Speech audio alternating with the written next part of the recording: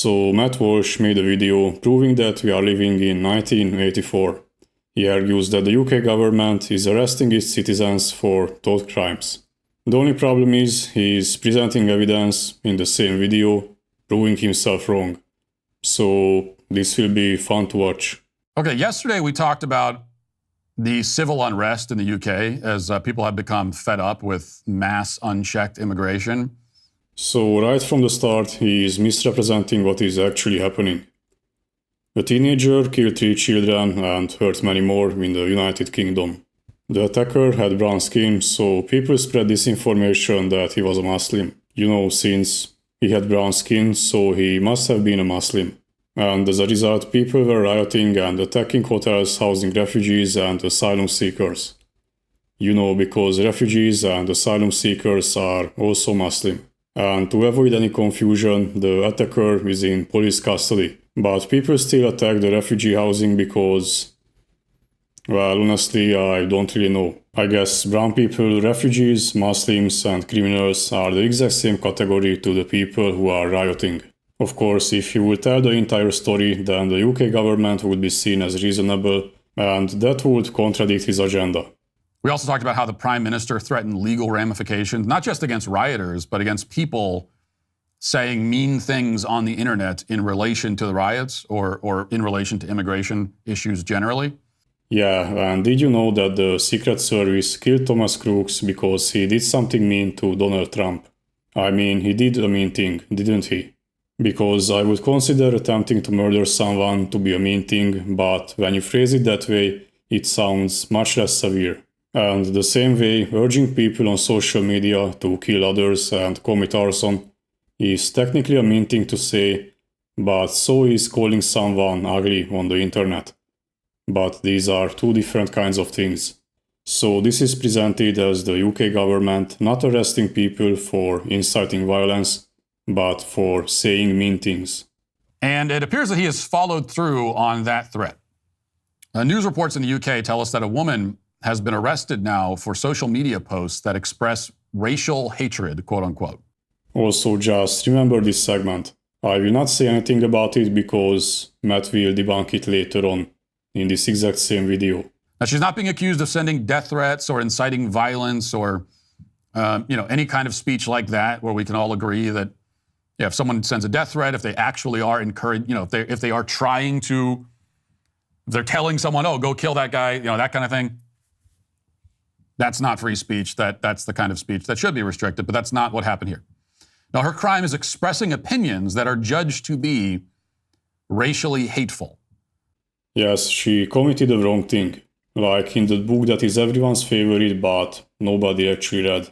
Also, just this simple addition of words, judged to be, makes it sound like there is no solid and independent legal framework, and the UK government just uses the legal system as a theater to crack down on people with dissenting opinions. So here's the Mirror with the report, quote, a Tory councillor's wife has been arrested on suspicion of racial hatred after she's alleged to have said rioting thugs should set fire to all migrant hotels. Childminder Lucy Connolly, who works in Northamptonshire, allegedly called for mass deportations before concluding her social media post with, if that makes me racist, so be it.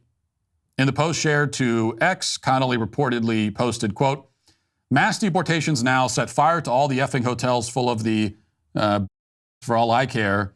1 minute has passed since Matt claimed that she was not inciting violence.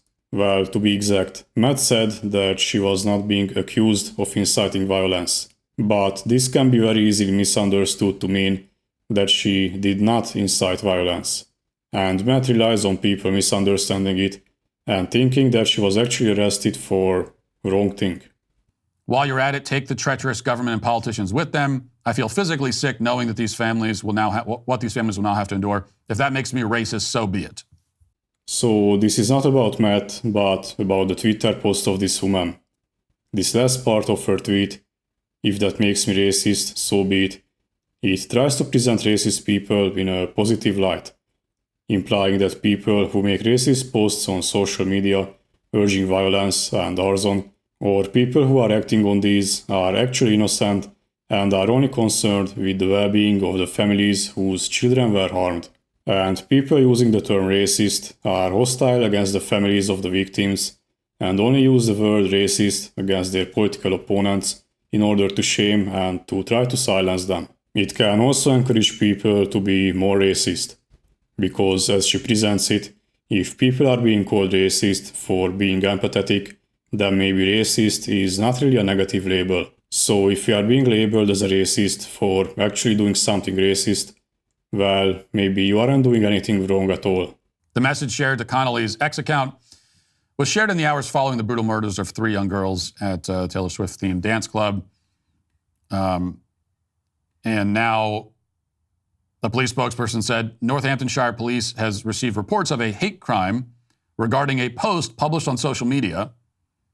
A 41-year-old woman was arrested yesterday on suspicion of inciting racial hatred and has been released on police bail pending further inquiries.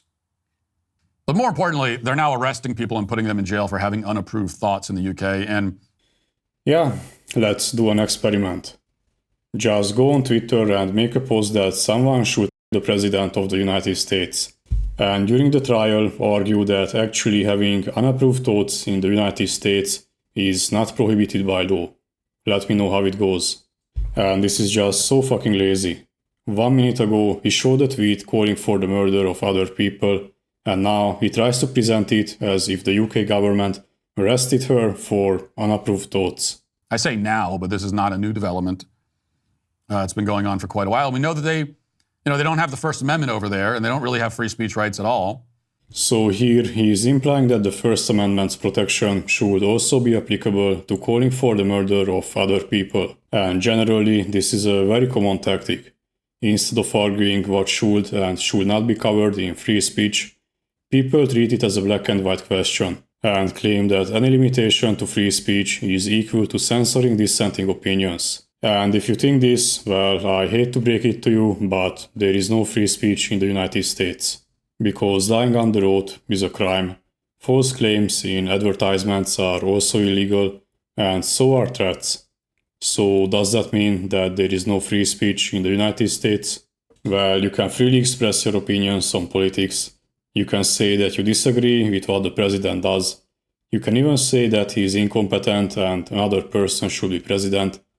And you can even say that you are the one who should be a president instead. And you can also criticize immigration just like any other policy. You can go on Twitter or Facebook and post that immigration laws should be stricter or the country should not accept refugees at all. What you cannot do, on the other hand, is to tell people to burn other people alive. And people like Matt pretend that since you cannot post on social media that immigrants should be killed, you cannot even criticize immigration at all. But we are not immune from this kind of thing in this country. I know that we like to think that we are, but we've already had cases in America, people being arrested for tweets. And what was the content of these tweets? And it's going to get worse. If Kamala Harris wins, if she ends up being president, whether she wins or not. What he's trying to say here is that Kamala will cheat in the elections. He just doesn't have the balls to actually say it. The war on hate speech will be kicked into high gear. We can be sure of that. In fact, the category of hate speech, quote unquote, is designed to make this sort of thing possible. That's why things are categorized as hate speech in the first place. And we have already normalized that term in this country. And for the most part, at this point, there's no legal weight behind it most of the time. But it was always only a matter of time before that happens. Again, he is trying to present this as an Orwellian crackdown on dissenting opinions. And you don't have to believe me when I say that it is not. Again, you can just do your own experiment. Just go on a social media platform of your choosing and make a post about how we should restrict immigration. You can even make a post about how we should stop all immigration and have 0 foreign citizens enter the country. And despite what Matt wants you to believe, you will not be arrested. But if instead of this you make a post about how we should murder immigrants, well, you get the point. And really, it started with the category of hate crime. Because what is a hate crime?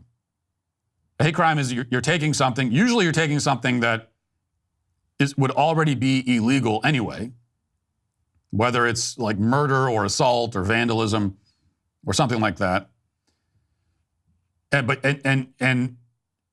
you're kind of taking this, you're slicing out this special kind of version of that crime, and you're saying that it's even more illegal and the penalties will be even higher if you do those things as a hate crime. And how do you judge a hate crime? Well, you judge a hate crime by requires the government to look into your heart and soul and determine what your emotional state was when you committed the crime, what you were feeling in your heart. So here in the real world, the prosecution actually has to prove a motive, similar to when prosecuting lying under oath. It's not enough that they prove that what you said was not true, because you yourself could have been lied to or presented false information, and you repeated that information thinking it was true. It's not lying. The prosecution has to prove beyond a reasonable doubt that you were aware that what you were testifying under oath was false, and there are similar procedures for hate crime prosecution. But this entire segment is a red herring. He showed the tweet the woman was arrested for. We have evidence that she incited violence. And now he talks about the nebulous definitions of hate crimes. Why is this relevant? People in the UK get arrested for inciting violence. She incited violence. She got arrested. So where is the proof that we are living in 1984? Because we are almost at the end of his video. And if you were feeling hatred, only certain kinds of hatred, if you're feeling hatred towards certain groups in certain contexts, then they can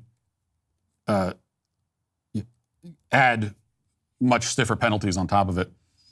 And so we've already set the precedent where the government can put itself in a position of reading your mind. And apparently we can also do it. We can do it so good, in fact, that we can actually present these mind readings in this video. And then on top of it, the government can treat hatred as being something that in and of itself is potentially criminal. If you act on it and commit a crime, then yes, crime is criminal by definition. Now as I said, if you kill someone, beat somebody up, commit an act of vandalism or something like that, that's already against the law. It should be against the law. But if you did it because you hate them, because of their racial demographics or whatever reason, why should that matter? I mean, why does that make it worse than if you had beat them up for some other reason? Well, it's not that complicated, because apart from the victim of the crime, other people belonging in the same protected group will also experience trauma. I mean, imagine that someone gets killed specifically because they are in Group A, and now everyone else in Group A can also worry if they will be the next target. You know, the same thing that early Christians experienced in the Roman Empire, or the people in the hotel that was attacked. Well, there's no reason why it should be, but once you set that precedent, then it's not long before they start locking people in jail for hate speech as well. And this is a perfect example of the slippery slope fallacy. So with 8 seconds left in the video, I was really hoping for that proof promised in the title, but it was only an advertisement for his podcast, so I guess that's it. More propaganda in my other videos, and thank you for watching. A special thanks to my Patreons, Jay Brandon and Ardabon, for supporting my channel.